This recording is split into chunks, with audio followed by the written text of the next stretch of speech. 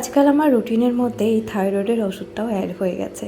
ঘুম থেকে উঠেই আগে এই থাইরয়েডের ওষুধটাকে খেতেই হয়। তারপরে আজকে আমি ব্রেকফাস্টে একটু স্মুদি নিয়েছিলাম, সেটা খেয়ে নিচ্ছি। যত দিন যাচ্ছে তত শারীরিক সমস্যা বাড়ছে, কী আর করা যাবে। কালকে সারা রাত একদম ঠিক করে ঘুমাইনি। ওর তো কটা দিন ধরে জ্বর চলছে সবাই জানো, আর আমারও শরীরটা খারাপ, পায়ে ব্যথা, তাও চলতে হচ্ছে। না চলে উপায়ও নেই। যখন সংসারের মধ্যে বা সংসারের দায়িত্ব তোমার উপর থাকে, তখন যত শরীর খারাপই হোক তোমাকে চলতেই হবে, এরকম একটা ব্যাপার হয়ে যায়। বছরে আমাদের উচ্ছে গাছে অনেক উচ্ছে দিয়েছে, কিন্তু যাই হোক সারা এখন ঘুম থেকে উঠলো ওই 10:30 মতন বাজে। কাল তো এতটাই শরীর খারাপ ছিল আমার যে মাথাটাই তুলতে পারছিলাম না যে ভিডিওটা এডিট করব। ভিডিওটা তো বানানোই ছিল, কিন্তু এডিটের জন্য আর ভিডিওটা আপলোডও দিতে পারিনি। ঘুমাওনি তুমি কালকে রাত্রে? আর কি রাগ দেখাচ্ছিলে, কান্না করছিলে? ঠাকুর তোমাকে রাগ করিয়ে দিয়েছিল তাই? আমার গায়ে হাত দিলে তুমি হাতটা সরিয়ে দিচ্ছিলে, আর কি রেগে যাচ্ছিলে? কেন এমন করছিলে? ঠাকুর রাগিয়ে দিচ্ছিল ঠিক আছে, কিন্তু আমরা তো কিছু করিনি। আমরা তো তোমাকে আদর করছিলাম, তুমি কি স্বপ্ন দেখছিলে সেগুলো জিজ্ঞেস করছিলাম।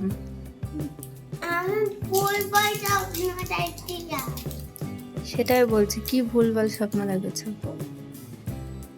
পাখাটা কি হয়েছে? পাখাটা, ও স্বপ্ন দেখেছে পাখা ভেঙে ওর গায়ের ওপরে পড়ে হাত কেটে গেছে। আর একটা রাত্রেবেলা বলছিল বাটারফ্লাই মারা গেছে, বাটারফ্লাই ওর হাতে কেমন করে যেন বাড়ি মারছিল এমন করে। দুটো স্বপ্ন দেখেছে, ওটা কি হয়েছে? কি করে ওরকম করে বাটারফ্লাই? ওটা তুমি স্বপ্ন দেখেছো, ওটা তো সত্যি না মাম্মা। বাটারফ্লাই হাতে বলছে কেমন হয় জানো? কেমন হয়? বাটারফ্লাই দুটো পিন থাকে পা, এরকম বলছে ফুটে যায়। ও, ওর পায়ে পিন থাকে তাই বলছো? না না, কে বলেছে?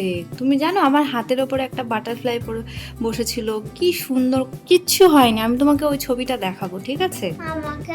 আমার হাতে কেন বসেনি? তোমার হাতে কেন বসেনি? তুমি তো ওই যে রাত্রেবেলা ভয় পাচ্ছো বাটারফ্লাইকে, বলছো বাটারফ্লাই আমার হাতে মারছে, এসব বলছিলে না?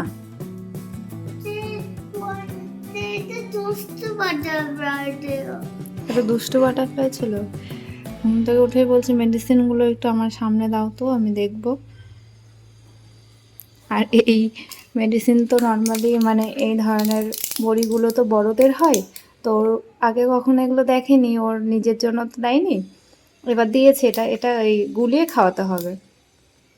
এবার যখন বেরিয়েছে মেডিসিনগুলো নিয়ে, তখন ও দেখছে কি কি মানে সব দিয়েছে নাকি। আর সারা এটা দেখে বলছে এটা কি আমার, মানে ও বিশ্বাসই করতে পারছে না, এত হ্যাপি হয়েছে এই মেডিসিনটা পেয়ে। ও বারবার জিজ্ঞাসা করছে এটা কি আমার, এটা কি আমার, এইভাবে। মেডিসিন পেয়েও কেউ হ্যাপি হয়? হ্যাঁ, চলো এবার ব্রাশ করে খেতে হবে। জন্য একটু খিচুড়ি আর ডিম সেদ্ধ বসিয়েছিলাম। খিচুড়ি বলতে হলুদ দিই না, এটা প্রেসার কুকারে যেটা রোজ বসিয়ে দিই, যেটা রোজ ও স্কুলে খেয়ে যায়। খাওয়ানোর পর বসে বসে প্রচুর জামা কাপড় ভাঁজ করছি, কারণ বেশিক্ষণ দাঁড়াতে পারছি না। তো ভাবলাম বসে না থেকে, শুয়ে না থেকে একটু এই জামা কাপড়গুলো ভাঁজ করলে অনেকটা কাজ এগিয়ে যাবে। জামা কাপড়গুলো সব গুছিয়ে রেখে এবার একটু রান্নার দিকে আসলাম।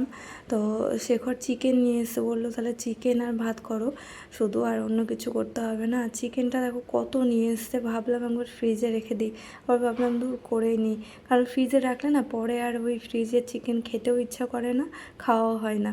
আর এখানে ডাবটা কাটা হয়েছিল, পুরো নোংরা হয়ে আছে।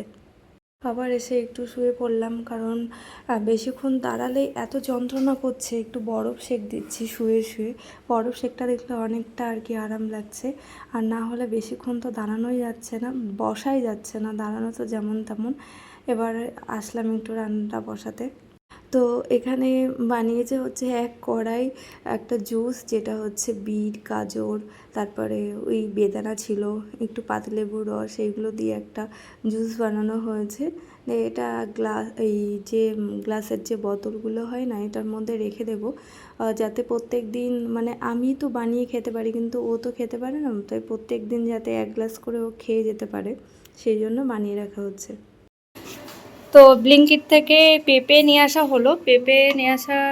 হলো, আর কি কিউই আর হচ্ছে তান্দুরি মশলা, এই যে তিনটে 128 টাকা। কেমন, এটা কাঁচা নাকি? কাঁচাই তো লাগছে।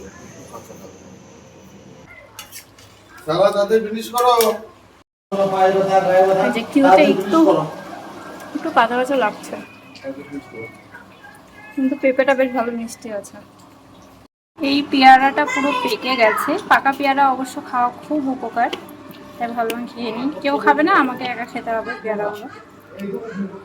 আর এখানে এখন চিকেন কষা হচ্ছে, আর যে আবার এত বাসন জমে গেছে। তারপর তুমি এসে খাটে উঠলে কি করে?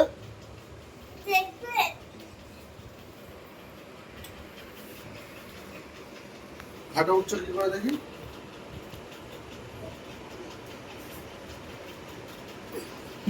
বাহ, সেই সিস্টেম শিখিয়েছিস তো তুই।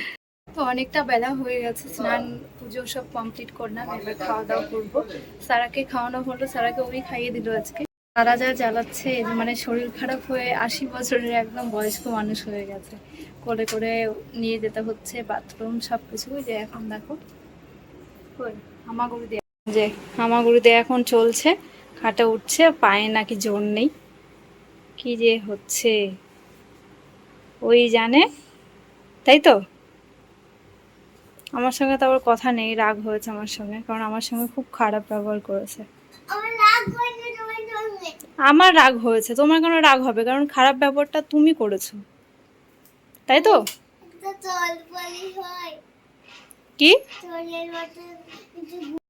আজকে সন্ধ্যা থেকে সেইভাবে কিছু ভিডিও করা হয়নি, কারণ শরীরটা এত খারাপ, বিছানায় ছিলাম এতক্ষণ ধরে। আর দুপুরে তো চিকেন বানানোই আছে, আর এখন লুচি আর রুটি বানানো হয়েছে, কারণ আমি লুচি খাবো না, রুটি খাবো তাই।